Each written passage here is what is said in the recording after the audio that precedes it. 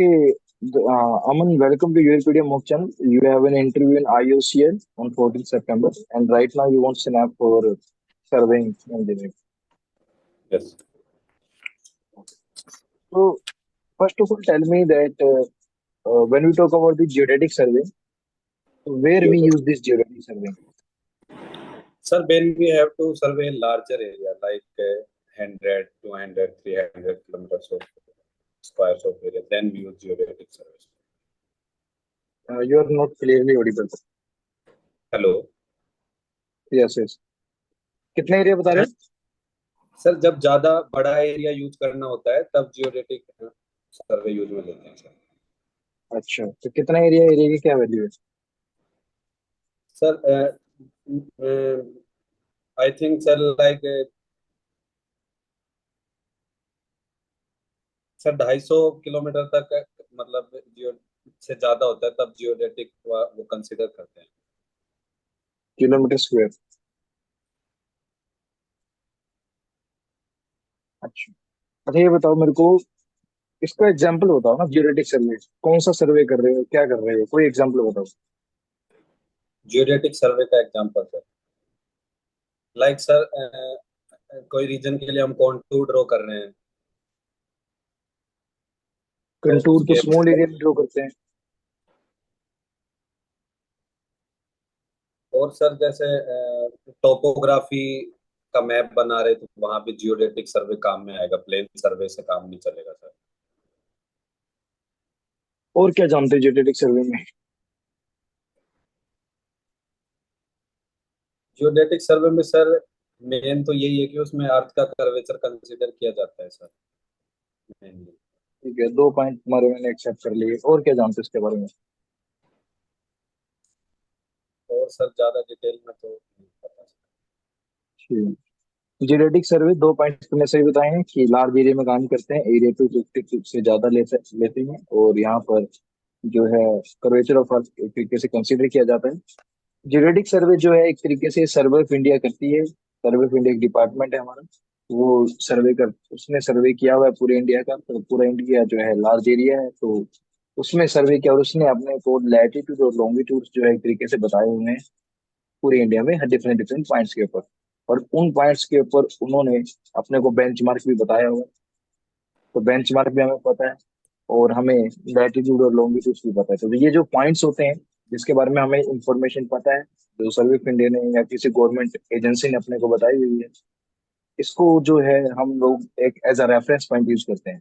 तो जियोडेटिक सर्वे का यूज करके ये कंट्रोल पॉइंट्स तुम्हारे पास आते हैं, मेजर कंट्रोल पॉइंट्स। फर्दर ये मेजर कंट्रोल पॉइंट्स जब हम काम करते हैं, प्लेन सर्वे हम करते हैं, तो एज अ रेफरेंस ये बन जाते हैं। तो ये रेफरेंस के रिस्पेक्ट में हम आगे सर्वे कर रहे होते हैं। Yes sir. Sir, height of instrument में कौन ज्यादा कन्वीनियंट रहेगा? Sorry sir. Rise and fall method और हाइट ऑफ इंस्ट्रूमेंट में कौन सा ज्यादा कन्वीनियंट होता है? Rise and fall method and height of instrument method. Yes. Sir I think height of instrument method is more convenient sir. Height of instrument more convenient. Okay. Balancing of back sight and fore side क्या रहता है? Back side sir, जब हम एक benchmark assign कर देते हैं, उसके बाद में हम अपने जो स्टाफ है उसको प्लेस करते हैं, और जो फर्स्ट रीडिंग जो लेते हैं उसको सर बैक साइड बोलते हैं। बेंचमार्क की तरफ जो फर्स्ट रीडिंग लेते हैं उसको बैक साइड बोलते हैं सर। मैं बैलेंसिंग की बात कर रहा हूँ, Aman. What yes do you mean sir. By balancing? Balancing of back sight and fore sight पूछ रहा हूँ मैं। What do you mean by this term, balancing of back sight and fore sight? Balancing of fore, sir balancing like sir सारी back sight का sum और सारी four side का सम जब इक्वल हो जाता है तो हम बोलते हैं कि बैलेंस हो गए दोनों sir. Balancing of back side four side जब हमें दो पॉइंट्स के बीच में एग्जैक्ट डिफरेंस करना सर आवाज आपका है, थोड़ा सा अटक गया। when we want to find the exact height difference between the 2 points, हमारे पास कोई पॉइंट ए और कोई पॉइंट बी है और उसके बीच का हमें एग्जैक्ट हाइट डिफरेंस बताना है। तो इस केस में हम अपने इंस्ट्रूमेंट को एग्जैक्टली मिडवे रखते हैं 2 पॉइंट्स के। जब हम एग्जैक्टली Yes, sir. मिडवे रखते हैं तो उस केस में इधर भी डिस्टेंस सेम है, इधर भी डिस्टेंस सेम है, d/2 Yes, sir. तो जो स्टाफ रीडिंग हम ए पे लेंगे, जो स्टाफ रीडिंग हम बी पे लेंगे, तो उन स्टाफ रीडिंग के डिफरेंस हमें एग्जैक्ट है डिफरेंस बता देते हैं। अगर डिस्टेंस अलग अलग होगा तो आपको करेक्शंस लगाने पड़ेंगे, correction due to curvature, correction due to refraction, combined correction लगाना पड़ेगा। और लाइन ऑफ कोऑर्डिनेशन अगर एरर है तो उसकी वजह से भी करेक्शन लगाना पड़ेगा, Yes, sir. क्योंकि डिस्टेंस सेम ले रहे हो दोनों जगह पे, इसलिए दोनों में करेक्शन इक्वल लगेगा, तो दोनों वैल्यू एक दूसरे को कैंसिल आउट कर देती है। तो सिंपल स्टाफ रीडिंग जो है उसके हेल्प से आप क्या कर रहे हो, एग्जैक्ट है डिफरेंस बता दे रहे हो। This is not balancing of backside. By doing the balancing of backside, that means by keeping the instrument exactly at the midway between the 2 points, so there is no need to apply the correction to get the correct, yeah, or to get the exact height difference between those 2 points A and B. If in some cases, like there is some excavated areas or like there is some obstructions that we are unable to keep our instrument exactly at the midway, so in that case, to eliminate such errors, we do reciprocal leveling. Yes. Okay. Yes, sir. Okay. If we talk about, tell me the least count of the leveling staff first of all. List of Least count of the leveling staff. least count of leveling staff. Sorry, sir, I don't know. 5 mm. Five. Okay. Tell me the difference between the hypotensial allowance and the slope correction. So slope correction is basically h square upon 12 minus of h square upon 12. And what was the other one, sir? Hypotensial allowance. Sir, I think, sir, both are same. No, both are not same. Both are the different. This slope correction, it is a correction that is applied for it is applied for the measured length. At that length we have measured on the sloping ground. If we have a sloping ground, so we measure the sloping distance, and that on that measured value we apply some correction. That correction is termed as the slope correction to get the horizontal length between those 2 points. This is the slope, and the magnitude of this slope correction is h square by 12. You cannot say directly that the slope correction is h square by 12. You cannot say directly this one, right? And if we talk about the hypotensial allowance, and one more point, the nature of the slope correction is negative. So whatever we have a measured value, we subtract this slope correction, and then we get the true value, right? Yes. And if we talk about this hypotensial allowance, this hypotensial allowance is the correction. It is also the correction, but the difference is that it is applied for every chain length. Hypotensial allowance is applied for every chain length, and the nature of this correction is the positive. Nature of the slope correction is negative. Nature of this hypotensial allowance is positive. When we keep the arrow we on the inclined plane, so we keep the arrow not there where the one chain length is completed. We put the arrow some distance forward, and that some distance forward is the hypotensial allowance, right? So that the horizontal distance between those 2 points, one is the starting point and other point where we put the arrow, that forward or some distance forward from the chain length or from where the chain length is completed. So the distance between those 2 points on the horizontal plane becomes the one chain length. तो अगर मुझे horizontal plane पे एक chain length distance चाहिए होगा, तो मैं arrow जो है इंक्लाइंड प्लेन पे जहाँ पे चेन लेंथ खत्म होती है उसके कुछ डिस्टेंस आगे रखता हूँ। तो ये जो मैं कुछ डिस्टेंस आगे एरो रख रहा हूँ, तो ये जो है हाइपोटेंशियल अलाउंस रहता है।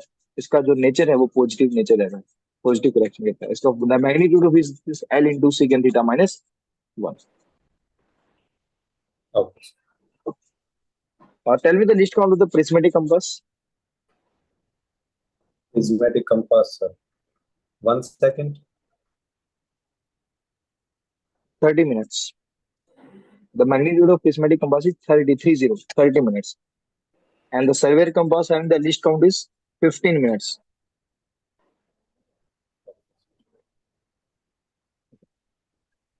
Now, if we talk about mm, if we talk about this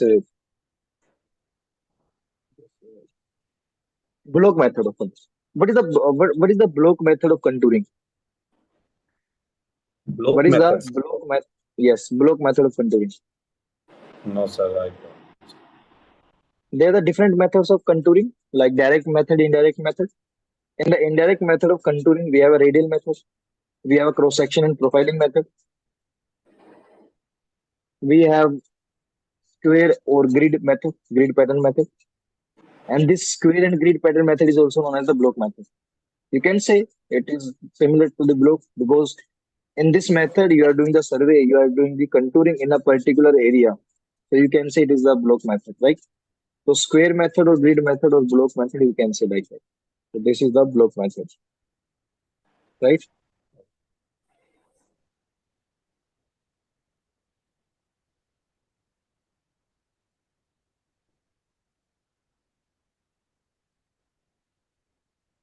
Okay, tell me, what do you mean by this term well-conditioned triangle?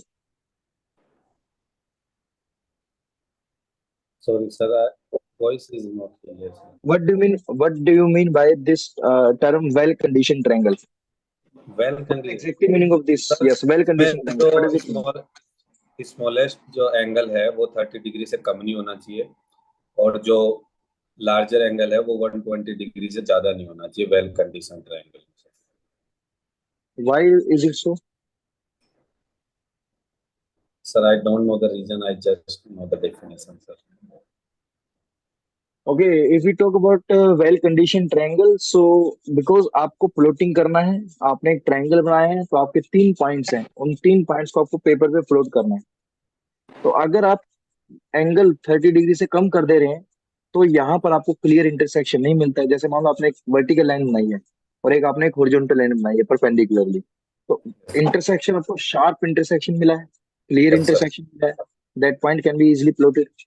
यहीं पर अगर आप एंगल 90 को कम करके 60 ले आ रहे हो, इंटरसेक्शन अभी भी मिल रहा है, अच्छा इंटरसेक्शन मिल रहा है। इसी एंगल को कम करते करते आपने 10 डिग्री लिया है। अब एक लाइन ऐसे गई है, दूसरी लाइन 10 डिग्री से पास करी है, now the intersection is not clear. Yes, understood sir. That means that point cannot be located. There will be some error. 20 degree करोगे again error, but error will be comparatively has lesser values. Yes 30 degree पे yes. भी थोड़ा सा कम रहता है। तो इसीलिए बोला जाता है कि वेल कंडीशन ट्रायंगल जो है 30 से कम नहीं होना चाहिए, 120 से ज्यादा नहीं होना चाहिए, ताकि अगर वेल कंडीशन ट्रायंगल होगी तो हम अच्छे से पॉइंट्स को इंटरसेक्ट या लोकेट कर सकते हैं इसलिए। ठीक है, जैसे ये सर कहीं पढ़ा नहीं आज तक थ्योरी में, तो ये सर कहाँ से पढ़े, मतलब ऐसे? कोई बात नहीं, मैं बता रहा हूँ। नेट पे भी देख सकते हो तुम, ये चीजें तुम नेट से भी थोड़ी आपको मिल जाएंगी सारी चीजें। और आज का तो एआई का जमाना है, एआई के टाइम पे तुम सारी चीजें सर्च कर सकते हो, तुमको मिल जाएंगी सारी वैल्यूज, सारा कुछ आपको मिल जाएगा, राइट? अगर लैटिट्यूड और डिपार्चर की टर्म्स में अगर हम बात करें, तो suppose that you have a close traverse. In the close traverse, what is the magnitude of the latitude and departure?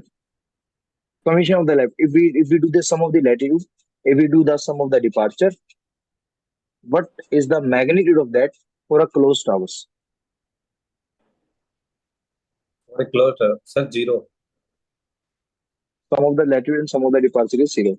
Let us suppose sum of the latitude is not equal to zero. Then what will be? Yeah. Then what happens? Sir वो error आ जाता है sir वहाँ पे। Errors आ जाए। कौन सा error, क्या बोलते हैं उस वो एरर को? क्लोज क्लोज एरर, वो क्लोज नहीं हो पाएगा और एरर रह जाएगा सर। क्या बोलते हैं उसको, क्या नाम देते हैं? Closing error sir. Closing error बोलते हैं। इसका मैग्नीट्यूड कैसे निकालोगे क्लोजिंग एरर का?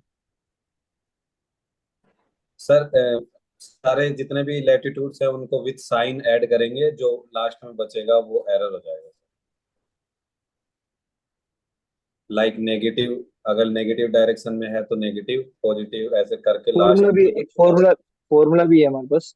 ठीक है, square root of sum of the latitude error, total error in latitude का square plus total error in departure का स्क्वायर का स्क्वायर रूट। यस सर, फिर under root of closing error. Yes sir.